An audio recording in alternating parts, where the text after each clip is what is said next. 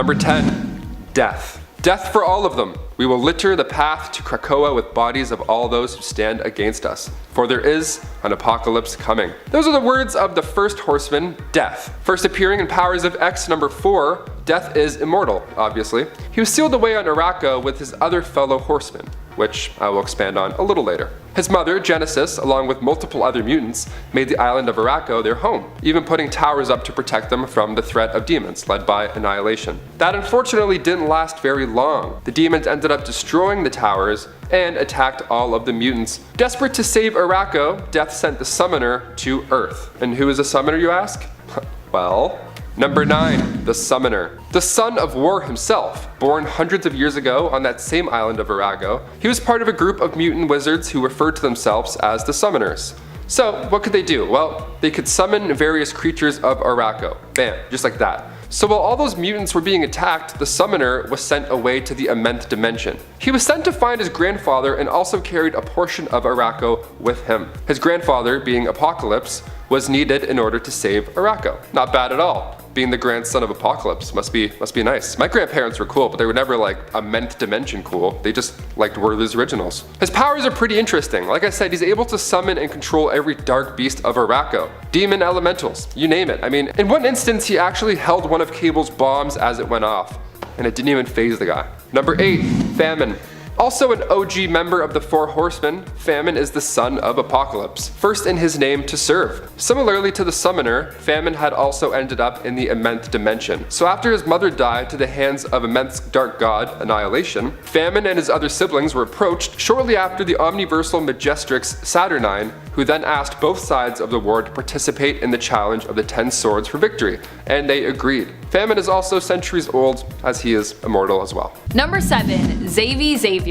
XAVI is the alternate child of Lilandra and Charles Xavier, who appeared in the comic X-Men The End from the early 2000s. On the alternate reality of Earth 41001, Charles and Lilandra had a son who was kept secret from Professor X due to the fact that his and Lilandra's marriage was annulled. Lilandra ended up being killed by Xavier's evil twin sister, Cassandra Nova, who then possessed Xavi's body before Xavi himself also died. It's believed he also possesses powerful psionic abilities similar to his father's. Number 6. Evan SABAHNUR. Sounds pretty familiar to in SABAHNUR. Well, that's because he's his clone. Yeah, making his first appearance in Uncanny X-Force issue 7, Evan was created from the blood of a fallen young Apocalypse after he was killed by Phantom X. So once Warren Worthington became the Horseman of Death, Archangel, he actually was on his way to replace Apocalypse. Phantom X used that small bit of blood and combined it with the world. The world being a scientific facility that's the size of his palm. And he made a clone of SABAHNUR. Not a bad secret at all. Phantom X finally revealed the secret project and used the clone Evan, a good guy at heart, and he sent him after Archangel. It worked because while they were fighting, Psylocke was able to come in and attack him with the Seed of Life. Number 5. Alexei Kravinoff. Son of Kraven the Hunter, Alexei is just as capable of killing the Webhead. Making his first appearance in the Spectacular Spider-Man issue 243, Alexei is the son of Kraven the Hunter and a mutant woman. So Alexei has his father's powers, but he also has powers that allowed him to talk to animals, passed down from his mutant mother. I've always wanted that power too. I mean, the amount of times I've had to take on raccoons with like a hockey stick. Like, can you guys just leave, please? It'd be so much easier if I could just... and then they leave. That's it, no problems. He's also known as the second Kraven the Hunter, I mean, obviously. And there's even talks of Jason Momoa playing Kraven the Hunter in the next live-action Spider-Man movie for the MCU. And with Jamie Foxx just being announced to reprise his role as Electro, we could potentially see Kraven join in to complete the Sinister Six lineup, which is something we almost got in the Amazing Spider-Man Almost trilogy. So it may finally be happening, people. Hold on to your butts. And if he's defeated, we always know that his son will just come in and be Kraven the Hunter 2.0. Good to know. Number 4. Margaret Slade. So as a little girl, she straight up watched Apocalypse himself fight a gang of demons, literally cutting them up. She gave birth to Hamilton Slade, and then after that, her second son, Frederick Slade, who we'll get into a little bit. She's very stern and ruthless, as one would assume, being a descendant of Apocalypse and all. Like, imagine being a child and witnessing Apocalypse being summoned to fight demons. Like, you wouldn't necessarily be the most bubbly of all teenagers after that. I feel like you'd be a bit scarred. She favorited one of her sons a lot more simply because of the fact that he was violent and ruthless as well as her. They both had the bloodlines of Apocalypse. One was just a bit more different, if I can say that. I'm pretty notable power that Margaret possessed is that she's able to transform the molecules of her hands into a metallic material that she shaped into talons or claws. Kind of like that dude from the Terminator with the metal swords. These are jazz hands. These are gold. I think it's gold, right? These are gold. These are jazz hands. One of the two. Go watch Bring It On. Number 3. XANDRA NERAMANI. XANDRA is the daughter of Charles Xavier and Magistrix Lilandra. Yeah, I know. Pretty crazy and oddly impressive that Charles managed to be with such a strong and accomplished woman as Lilandra, Magistrix of the Shi'ar Empire. I'm not usually one for rulers, as power in my experience does have a tendency to corrupt, but even this she-devil knows how to recognize another powerful woman and knows well enough to revere her. XANDRA, being half human, half Shi'ar, was born of her parents' genetic material following both of their supposed deaths. She was later born from an egg. XANDRA is an immensely powerful telepath and is destined as a NERAMANI to become the leader of the Shi'ar Empire. Number 2. Hamilton Slade.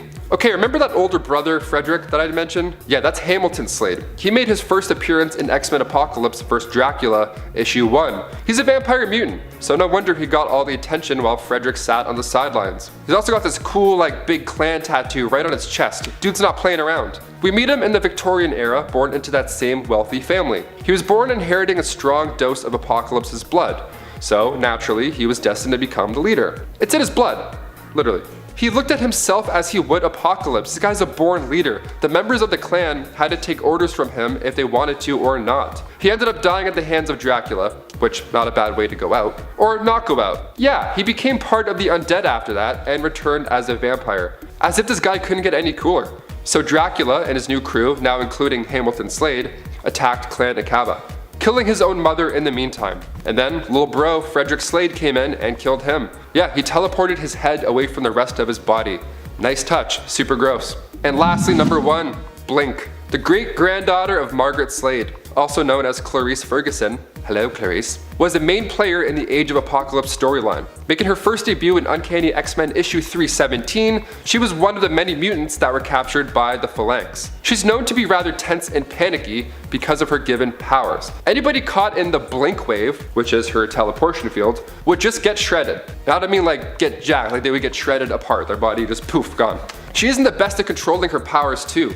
And those powers being able to create teleportation warp portals, so she can displace anything and anybody as well, but she also used these portals to throw a weapon back at an enemy. Kinda like in Infinity War during the first New York battle, when Strange and Wong used their portals to throw Ebony Maw's brick darts back at him. It's pretty cool stuff. She joined the mutant nation of Krakoa and battled Nightcrawler, which is a pretty sweet issue. Number 10, Harry Osborn. Jealousy can go a long way. I mean, if your best friend got superpowers, would you not be the most jealous person on the planet? I mean, not only would I beg them for their powers, but I would probably end up resenting them. Like if my best friend was Spider-Man, yeah, I'm gonna be pretty upset every time I have to take a bus. Making his first appearance in the Amazing Spider-Man 31, Harry Osborn is Peter Parker's best friend. Played by James Franco in the Sam Raimi trilogy and Dane DeHaan in the Garfield Almost trilogy, this comic book character is one of my favorites to watch. So while Spider-Man and the Green Goblin, who is Norman Osborn, Willem Dafoe, his dad, they'd go head to head and fight. Peter Parker is also best friends with Harry Osborn, his son. So we got a little triangle of emotions there. So eventually Harry found out about his best friend's alter ego and became a madman, especially after Spider-Man killed his dad. Hello? Let's go. He also knows Peter Parker takes pics of Spider-Man, so he asks him to help with a plan. That plan didn't go well once he found out his worst enemy is also his best friend. So donning his father's suit and becoming the next Green Goblin. Looking back at James Franco's performance as Harry Osborn, sure there were cringe moments, but overall this guy did a pretty good job with the character development over 3 films. This guy lasted 3 films. He even had some unreal buddy cop moments with Spider-Man in Spider-Man 3. Plus we got 3 movies with that James Franco stank guy, you know? Oh, he's so good. Then of course Dane DeHaan played him in the Amazing Spider-Man 2, and his plan to hurt Peter's love interest worked a bit better, I'd say. Which Green Goblin did you prefer? I mean, let us know in the comments. Also, side question, who's your dream cast for Harry Osborn in the MCU right now? I feel like Timothée Chalamet is gonna get casted. He's a young age, he looks good, he looks cute, but he's kind of villainous. I feel like it's the perfect time for him to get thrown into the MCU. Number 9, Quicksilver. If you've seen the movie Kick-Ass recently, you may have noticed that 2 of the main characters, Dave and Todd, both both ended up playing Quicksilver on screen. So Aaron Taylor Johnston played him in the MCU and Evan Peters played him in the X-Men universe. Quicksilver, aka Petro Maximoff, is a speedster who made his first debut all the way back in 1964 in X-Men issue number 4. He's the twin of Wanda Maximoff and the son of Magneto. In X-Men Apocalypse, he casually reveals this information to Mystique, where she promptly responds with, What? What? Yeah, that's a pretty good response. He goes on to explain how he met him 10 years prior, but he didn't know at the time. And now, of course, Marvel didn't have the rights to all of these Fox characters, so his story is a little different. Aaron Taylor Johnston's version of the Quicksilver character got his powers from the Scepter, aka the Mind Stone. Same with Wanda, they're the Miracles, not mutants.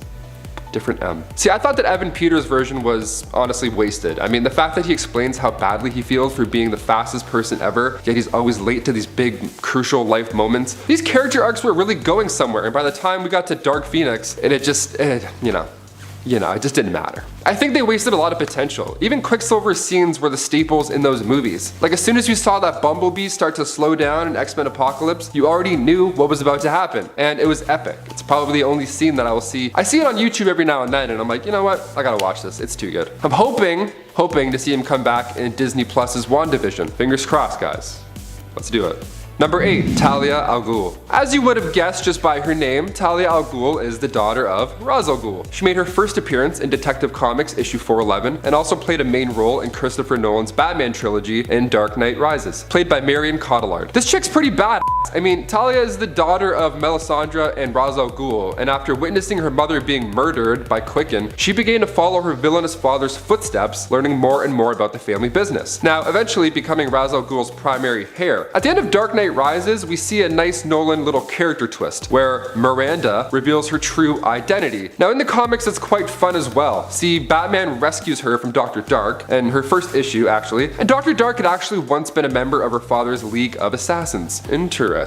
Ra's al Ghul informed Batman that her and Robin had been kidnapped, so Batman goes in, of course, to save the day. Then he finds out it's all this big setup by Ra's al Ghul to see if he was good enough to take his daughter's hand in marriage. I feel like Tinder works a bit easier, you know? I mean, just type in your preferences. It's not, must have a cape, must be afraid of bats. No parents, no problem, super swipe. She's also the mother of Damian Wayne, but I'll save that story for another time. Number 7, Carnage. That's right, making its first appearance in the Amazing Spider-Man issue number 359, Carnage is a symbiote that is the offspring of Venom. Yeah, talk about a crazy kid. You think kids running around the mall crying is bad? Imagine the son of Venom. Wild stuff. So his host is none other than Cletus Cassidy. Cletus was sharing the same prison cell as Eddie Brock in the Amazing Spider-Man issue 344. So Cletus is hanging out, just carving a shank, kicking back, doing his thing. At the same time, he was planning on stabbing Eddie Brock. Being a murderer and all, that's what they, do. So the Venom symbiote then comes in to save the day. So after Brock is reunited with that goopy fun, a small little piece of it attaches itself to Cletus, thus becoming Carnage. See, Carnage is a scary offspring of Venom, and probably the scariest of the Clintar. I'm actually really looking forward to seeing this angry boy in Venom. Let there be carnage. I wasn't a fan of Venom that much, but this crazy redhead is too fun to ignore. He's probably gonna kill it in the next one. Who's gonna make it,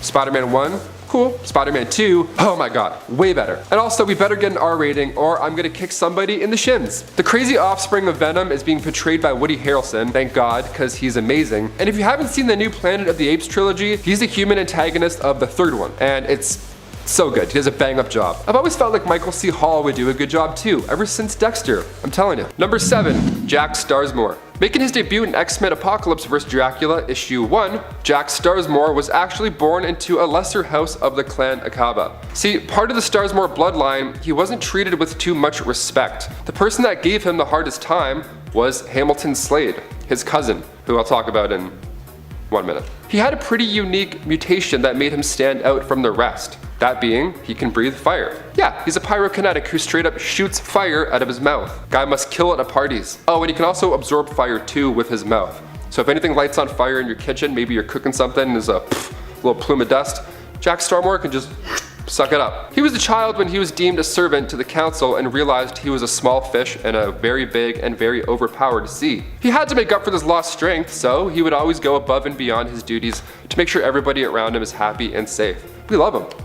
Number 6, Loki. Arguably one of the best characters of the MCU, Loki is the adoptive son of Odin. But who are his real parents? Loki Laufeyson, yes, that's his real name, has a little tongue twister in it, is the son of the frost giant, Laufey. He was left as a baby, abandoned in his home world, Jotunheim. During a battle, Odin had found his lost child and took him in as his own. We see this in the first Thor movie back in 2011. When Loki finds out that his motives are peddled by being the offspring of an evil frost giant, he gets a little upset. He always felt different growing up and often looked down on Thor as he got the most attention growing up, being Odin's true son. Odin had chosen not to tell Loki of his true heritage and raise him as one of his own, being a nice guy and all. But with evil powers comes evil responsibility, and Loki ended up becoming the villain a year later in the 2012 Avengers film. See, I favored Loki's storyline more than half of the main Avengers. I mean, the adoptive thing wasn't taken lightly at all, and Tom Hiddleston did an amazing job showing these moments of weakness and anger to Odin. He met his demise in Infinity War, we think, but you know, we have this whole Disney Plus show titled Loki coming out soon, so I feel like the God of Mischief isn't quite done with us yet, thankfully.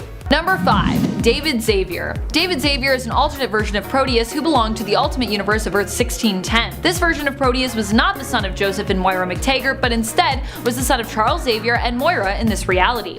His powers manifested shortly after Professor X abandoned his family to join Magneto in founding the Brotherhood of Mutants. David's mutant abilities were extremely powerful, but using them also depleted his life energy and destroyed his body, meaning he was forced to hop from host to host. For the first little while, Moira was able to prevent this happening by keeping him sedated, but eventually David escaped his mother's care.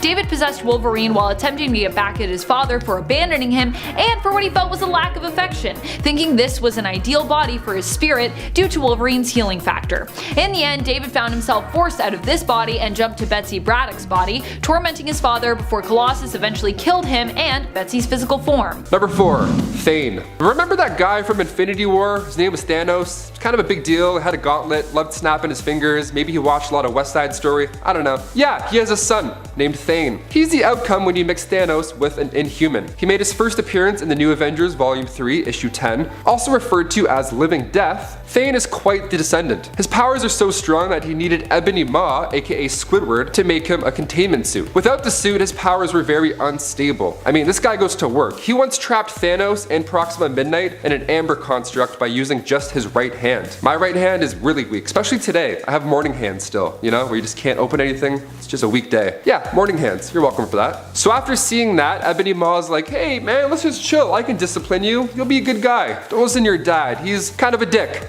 Number 3. Frederick Slade. Born as the second child of Margaret Slade, making his first appearance in X-Men Apocalypse vs. Dracula issue 2, he's in the bloodline of Apocalypse, and he's too cool not to include. Born in the 18th century, his family was part of the main branch of Clan Akava. So basically, he was a second-born and was physically smaller, so he didn't really get too much attention from his mom. Middle child syndrome, kinda. Pretty mean. She was actually using her time and energy to mold Hamilton Slade. The family was pretty wealthy and spent most of their time in the Alexandria house, aka the cool treehouse meeting place for Clan Akava. So Frederick, growing up more or less under the radar, that is until Ozymandias came along and saw new potential in him. Ozymandias spent his time watching the members of Clan Akava as they betray each other and even kill each other just to get closer to Apocalypse. But Frederick Slade? He was a different egg. Ozymandias saw courage, fairness, and compassion inside of Frederick, so he trained him to become the leader of Akava, and to be donned the title of the Fittest. What a great nickname that would be, like, oh Frederick, oh you mean Frederick the Fittest? Yeah, I know him, he's my boss. So now he's a descendant of Apocalypse, so he of course has a few tricks up his sleeve. Self-molecular manipulation for starters, which most upper level members of Clan Akava possess. Also teleportation, but this one is unique to him. Not only can he teleport himself, but he can also teleport objects or people. It makes a cool blink sound when he teleports too. Gotta love the small details. And number 2, Star-Lord. Of course I have to include him in this list as he found out who his real father was in Guardians of the Galaxy 2. Yep, I said spoilers earlier, you were warned. After the events of Guardians of the Galaxy 1 unfolded, Peter Quill, aka Star-Lord, was able to hold an Infinity Stone with his bare hands. And this didn't go unnoticed. Even groups of beings in the past have been trying to be able to maintain that power, and they failed. Even connecting themselves to share it, it didn't work. It's a power stone, it's way too powerful. His real father turned out to be not David Hasselhoff, but Ego, the living planet. Peter Quill's powers were explained to him by his father, played by Kurt Russell, and soon after we got to see them playing catch, and it was insanely awkward awkward and funny. Ego turned out to be not a nice guy. Killing Ego meant saying goodbye to his father's powers that were handed down to him, these celestial powers. But that wasn't a problem for Star-Lord. I mean, it sure would have helped beat Thanos, but I'm sure he would have just messed that plan up too. Moody man. And finally, number 1, Vision. Yep, hear me out, okay? So in Avengers Age of Ultron, we find the twins, one of which I was talking about earlier, Pietro, aka Quicksilver, and the other, Wanda, aka Scarlet Witch. Their powers are given to them not by Magneto in this world, but one of the Infinity Stones, the Mind Stone. After Ultron is accidentally created, he has one idea, to have a kid, make a new body, you know, pass it on. So after being created by Stark, Ultron was born with the same goals almost. So he figured if he took some vibranium and mixed it with that same stone that gave him life, he could make an unbelievable new body, a stronger body. And he nearly succeeds. That is until Tony Stark and the gang comes in, gets the Scepter, and thinks, you know what, why not finish the mission? So they plug the dude in and they finish the download. Now we have Vision. And the rest of the Avengers aren't too fond of this idea, as it's a stronger version of Ultron, and that dude's in the air right now trying to blast the, you know, he's not nice. If at first you don't succeed, just try it again, you know? So Vision pops out, starts questioning his existence the same way his original creator, Ultron, did. The team carefully walks around him, and it isn't until Vision lifts Thor's hammer until they trust him. So Vision floats up to Ultron in the final battle, and Ultron says to him, "My vision."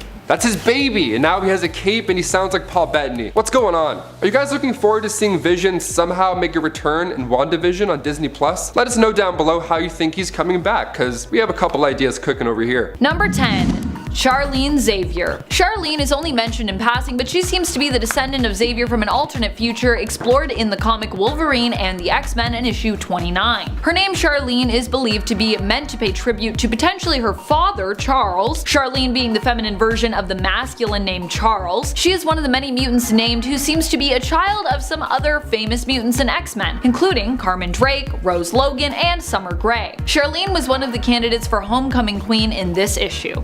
Number 9. TAKEO Sasaki. Sasaki appears in the Marvel Anime alternate universe of Earth 101001. He is the son of Charles Xavier and Yui Sasaki. TAKEO was shielded by a device his mother created, which helped to prevent others from being alerted to his mutant presence. She attempted to find a cure for her son's powerful reality warping abilities, but was unable to do so before the Hellfire Club found TAKEO and attempted to use his powers to take control. TAKEO proved too powerful, however, and lost control of his powers and then killed those who attempted to manipulate him. In the end, he was defeated by his father, Professor X, with his body turning to light and fading away. Number 8. ALANNA NERAMANI. ALANNA NERAMANI is the tyrant who rules the futuristic planet Earth in the year 2018, as seen in the comic Team X-2000. In this alternate reality, she is the daughter of Lilandra and Charles Xavier. A powerful telepath and inspiring but heartless leader, she led an attack on her own mother and father, killing them. Following that, she took over commanding the populace to pay tribute to her and acknowledge her as their one true ruler. In the end, the last resistance group was an underground group of mutants and rebels referred to as the Morlocks, a familiar term which had now come to mean something slightly different. Number 7. Rose Wilson. Rose Wilson is the daughter of Slade Wilson, aka Deathstroke, making her first appearance in Deathstroke the Terminator issue 15. So after Deathstroke met Sweet Lily after his divorce with Adeline Kane, they ended up having a baby together.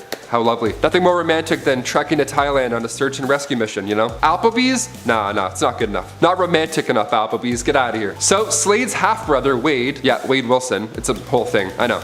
So Slade, using his persona, Ravager, tried killing all of Slade's friends and family. Not cool, dude. So after Sweet Lily drove off a cliff and died, Rose reached out to her father, Slade, but he wasn't on board. He felt like he was responsible for the death of 2 of his sons, so naturally he's like, nah, get away from me, you don't want any part of this. So she ended up joining the Titans. After being injured from a training exercise, she had her first experience with her precognitive powers, seeing a vision of Deathstroke's future. This next part is insane. So Deathstroke hired Ravager, the same guy who attacked his family, to go and kill Rose for $100,000. That's not even that much either. Like, I mean, higher. Negotiate. Then he alerted the Titans anonymously, and after barely escaping, Rose woke up in Deathstroke's lair, where he apologized to Rose for abandoning her at a young age. I mean, you know, going out for ice cream would have sufficed, but hiring assassins to kill you works just as well. Whatever you prefer. Tomatoes, tomatoes, to each their own. Have at her. Number 6. Legion. This alternate version of David Haller comes to us from the Age of X reality of Earth 11326, and I gotta say, I like his style. He was the son of Charles Xavier, but after his father's death was raised by Moira Kinross, boss, his stepmother. He was a powerful telekinetic mutant in this reality, but this version of David did not possess any of the other abilities or split personalities we are used to seeing that give Legion his name in the main continuity of 616. Although even in this reality, that is David Haller's codename. I must say, I do enjoy his look as well.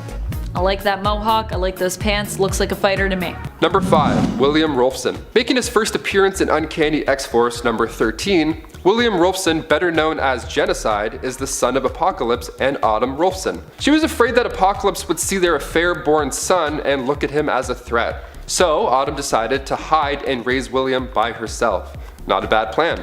During this time, William had grown into his mutant powers, and even had a bad suit to go along with it, and he was only like 15. The suit is designed to trap him and contain his powers. He kind of looks like a skeleton in a Hulkbuster armor. It's kind of neat, like a Mars Attacks alien. He can generate radioactive plasma, which is a nice touch in a fight. Yeah, you want to go? Hope you like plasma, bucko. Bam!